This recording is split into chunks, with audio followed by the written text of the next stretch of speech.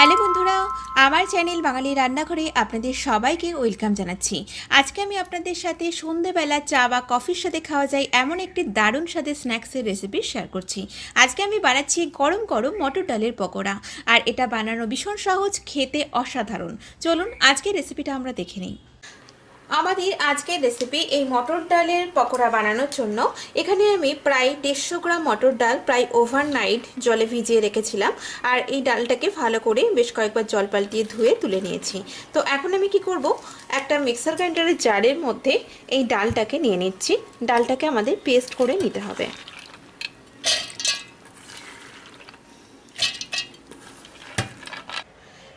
ডালটা পেস্ট করার সময় খুব সামান্য পরিমাণে হাফ টেবিল চামচ মতো একটুখানি জল দিলাম, দিয়ে এটাকে পেস্ট করে নিচ্ছি। আর আপনারা কিন্তু একই রকম পদ্ধতিতে ছোলার ডাল দিয়েও এই পকোড়াটা তৈরি করে নিতে পারেন। এই ডালটা আমাদের পেস্ট করা হয়ে গেছে। আর এই ডালটা পেস্ট করার সময় একটু খেয়াল রাখবেন, এটা একদম স্মুথভাবে পেস্ট করার দরকার নেই, একটু যাতে দানা দানা থাকে ঠিক সেই রকমভাবে এটাকে পেস্ট করে নিতে হবে, তাহলে কিন্তু পকোড়াগুলো খেতে বেশ সুস্বাদু হবে। তো এখন আমি এটাকে একটা বাটির মধ্যে নিয়ে নিচ্ছি।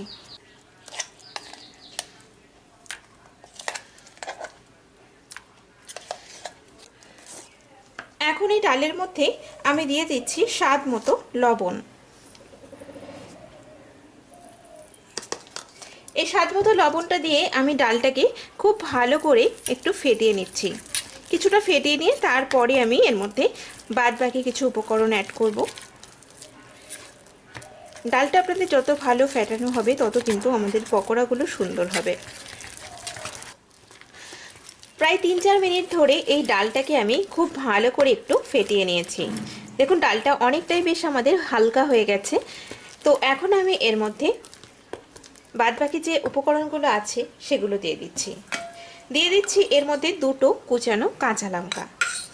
ঝালের পরিমাণটা নিজেদের স্বাদ মতো দেবেন। দিয়ে দিচ্ছি হাফ চা চামচ গ্রেট করা আদা। দিচ্ছি এর মধ্যে 1/4 চা চামচ মতো গোলমরিচ গুঁড়ো, এরকম আধ ভাঙা করে নিয়েছি গোটা গোলমরিচগুলোকে। আর একটা দিচ্ছি যেটা এই বড়াটাই খুব সুন্দর একটা ফ্লেভার এনে দেবে, সেটা হচ্ছে 1/4 চা চামচ মতো দিয়ে দিলাম মৌরি। মৌরিটাকেও আমি এরকম আধ ভাঙা করে নিয়েছি। আর দিয়ে দিচ্ছি কিছুটা পরিমাণে কুচানো ধনেপাতা। এখন আমি আবারও সব উপকরণের সাথে ডালটাকে মিশিয়ে নিচ্ছি। আপনারা চাইলে হলুদ গুঁড়ো দিতে পারেন এর মধ্যে। এখন আমি হাতের সাহায্যে আরও একবার খুব ভালো করে এইভাবে ফেটিয়ে নিচ্ছি।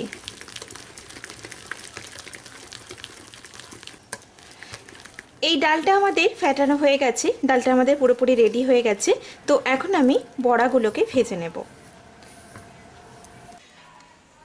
এই বড়াগুলোকে ভেজে নেওয়ার জন্য আমি কড়াইতে একটু বেশি পরিমাণ করে রিফাইন তেল দিয়ে দিলাম।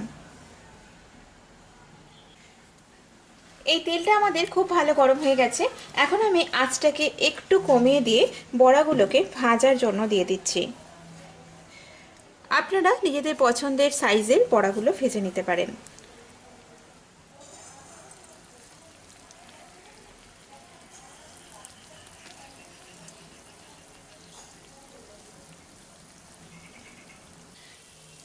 এখন মিডিয়াম ফ্লেমে এই বড়াগুলোকে চারিদিক ঘুরিয়ে ফিরিয়ে ডিপ বাদামি করে আমি ভেজে নিচ্ছি। বড়াগুলোর একদিকে হালকা বাদামি কালার চলে এসেছে। তো এখন আমি এগুলোকে এভাবে উল্টিয়ে দিচ্ছি। তেলটা আরেকটু পরিমাণে বেশি দিলে কিন্তু বড়াগুলো নিজে থেকেই উল্টে যাবে।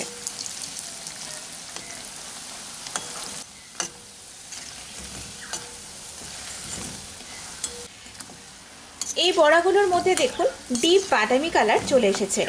আর সব দিক চারিদিক সমান বাদামি করে আমি এগুলোকে এইভাবে ঘুরিয়ে ফিরিয়ে ভেজে নিয়েছি। তো এখন আমি তেলটাকে ভালো করে ছড়িয়ে নিয়ে এগুলোকে তুলে নিচ্ছি।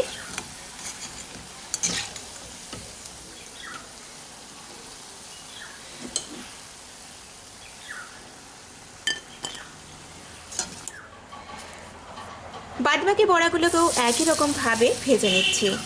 আপনারা বড়ার সাইজটা এর থেকে একটু বড়ও করতে পারেন, আবার এর থেকে একটু ছোটও করতে পারেন।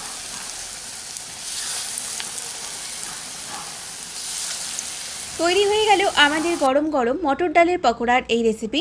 তো আমার আজকের এই ভিডিওটা ভালো লাগলে অবশ্যই ভিডিওটাতে লাইক করবেন, শেয়ার করবেন আর নিত্য নতুন রেসিপি পাওয়ার জন্য আমার চ্যানেলটিকে অবশ্যই সাবস্ক্রাইব করবেন। সবাই ভালো থাকবেন, সুস্থ থাকবেন। আমি আবারও হাজির হব নতুন কোনো রেসিপি নিয়ে। নমস্কার।